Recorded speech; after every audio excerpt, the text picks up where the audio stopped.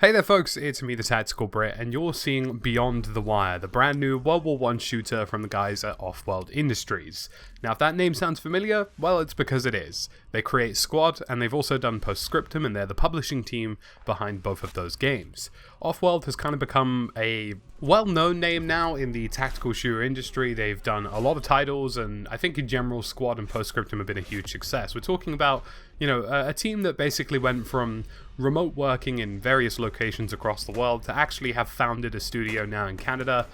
So they've been on a very impressive incline, as a development studio. And I think if you ask most people who they trust to make a hardcore or tactical shooter, they'd probably point towards Offworld Interactive. So they're collaborating with Redstone Interactive. It appears to be a new development team founded alongside these guys, and they will be working on Beyond the Wire. They have been for the past 2 years by the sounds of things, based on recent interviews and press releases. And today I think I just wanted to kind of give you a breakdown of what to expect from Beyond the Wire, seeing as this is a game that has been in development for 2 years now, and hopefully a kind of optimistic outlook of what this game is going to look like just based on what we've seen so far. And I think what's most impressive about all of this is where Beyond the Wire could be when it launches as a title.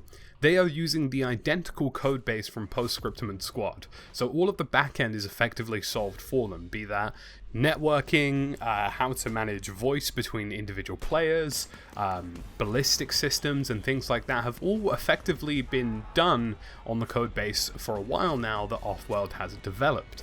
And because of that, it means that they have effectively a great toolset available to them, and it would be very dishonest to brand this game like a mod or anything, because that's just ridiculous. A lot of people said that Postscriptum was a mod of Squad when it came out, which initially it was going to be, but if you play it now, it's its own game, its own identity, and they've done very impressive things with it. And I think the same is expected here, but Postscriptum has been working alongside Squad at the same time as Squad has been developing.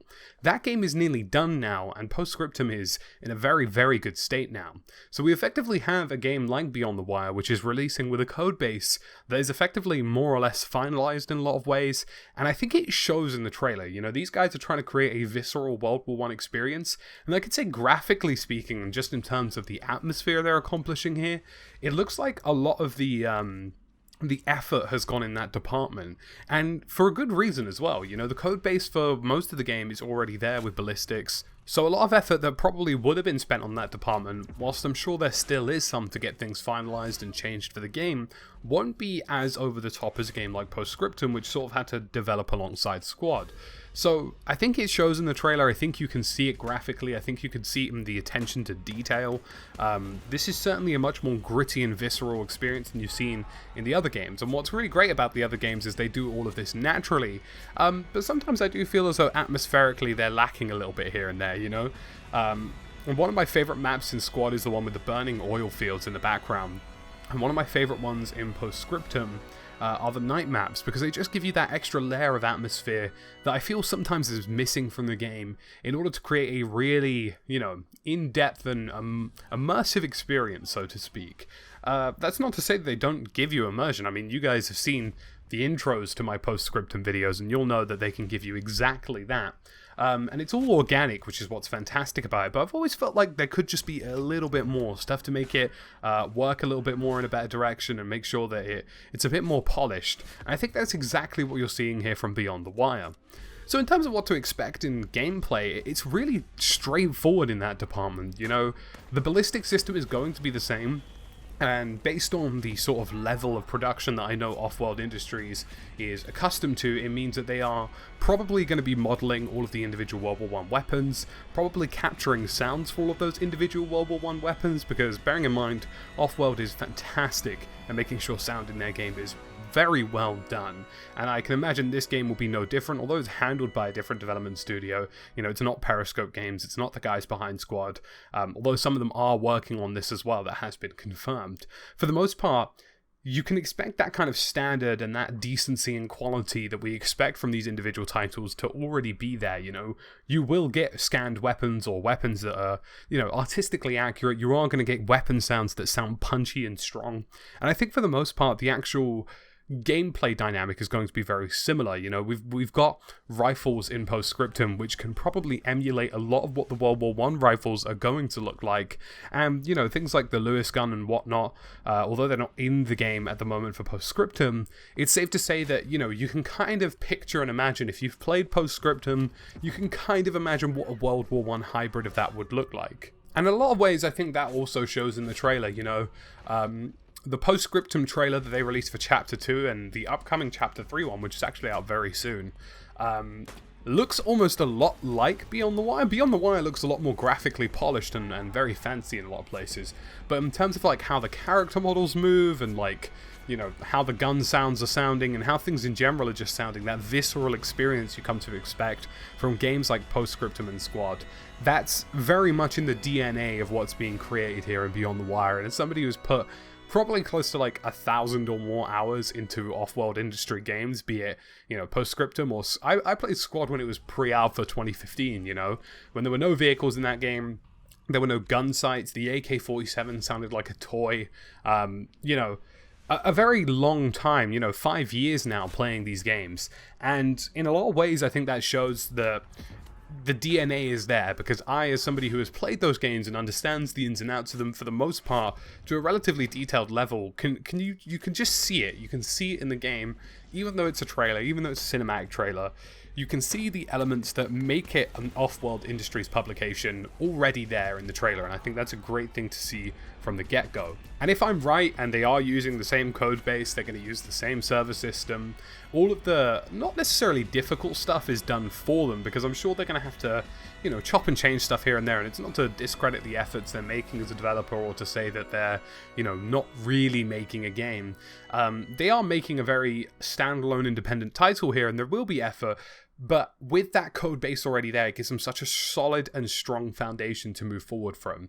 And we've seen that that can change, you know, of course, even though the rules between Squad and Postscriptum, you would expect some kind of parity despite the different settings, that's not a thing anymore. And I'm sure, you know, the combat system, for example, that's been showcased in Beyond the Wire is going to be something that truly makes it a standalone experience, because, of course, close quarters CQB, hand-to-hand, weaponry combat was something that was important. And by the sounds of things, it looks like they've got something like that in the game.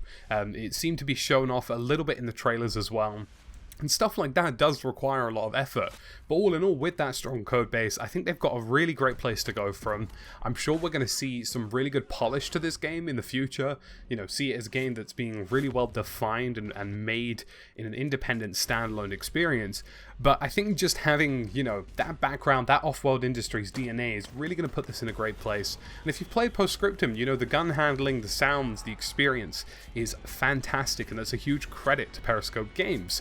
But a lot of that is from the code base, you know, a lot of it is from the fact that the Unreal Engine audio system lets them do some great things, and the people who have modded the game understand how the guys who made Squad did it, and because of that, they were able to make something that was great too. And likewise, the people who are making this know how Offworld Industries did everything, because they're using the code base, so they can do exactly the same thing. Networking, it will be the same thing. 100 players, it will be the same thing. And that's not to say that, you know, oh, well, you know, why would I buy all three? Why would I buy one and not the other? What if I want to play World War II more than World War I? They are all going to create great, unique experiences for you. It's just that they're coming from the same place, which is sort of founded in a strong reputation.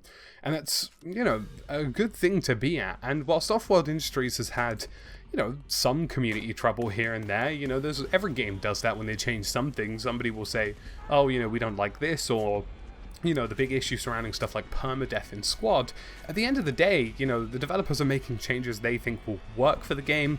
I'm sure the guys over at Redstone are going to do the same thing, and I'm sure we're still going to get like a great Offworld Industries experience, and something we come to, you know, expect from these guys, and something that I think is going to be in a really good place when it launches. Of course, you can sign up for closed alpha. I'll leave a link in the description below if you're interested in playing this. It will be a PC title. I imagine the initial sort of graphical and CPU requirements will be higher than Squad and Postscriptum because, of course, it is going to be a closed alpha and there will be a lot to go through.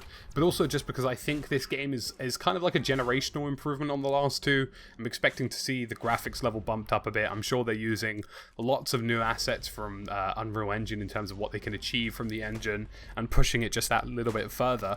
So it'll be really great. Make sure you sign up. It's worth playing. It's worth trying.